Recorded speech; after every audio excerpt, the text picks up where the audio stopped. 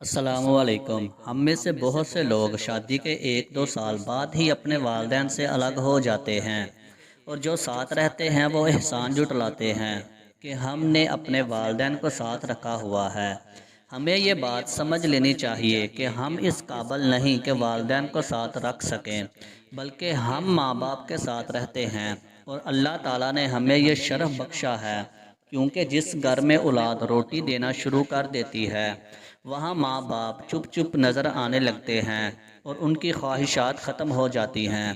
پھر وہ سارا دن آپ کو دیکھنے اور آپ کے 5-10 منٹ پاس بیٹھنے کا انتظار کرتے رہتے ہیں۔ جن کے والدین زندہ ہیں ان سے گزارش ہے اپنے والدین کو وقت دیں، ان کے پاس بیٹھیں، ان کا حال پوچھیں، کیونکہ جب والدین بوڑھے ہو جاتے ہیں آپ کے لیے کچھ نہیں کر سکتے، تب بھی وہ آپ کے لیے ایک کام ضرور کرتے ہیں، وہ آپ کے لیے دعا کرتے ہیں، اور والدین کی دعا انسان کا مقدر بدل دیتی ہے۔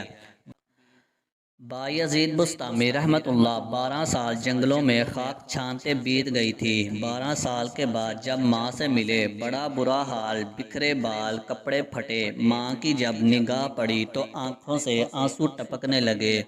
ماں نے ہاتھ اٹھا کر دعا کی، مالک میرا بیٹا بایزید تیری طلب میں نکلا تھا، تو نے ابھی تک اسے اپنا قرب نہیں دیا۔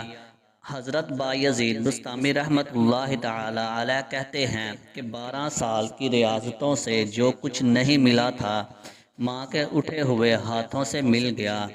ویڈیو اچھی لگی ہو تو ویڈیو کو لائک کریں، شیئر کریں، اور مزید اچھی ویڈیو دیکھنے کے لیے میرے چینل کو سبسکرائب کریں۔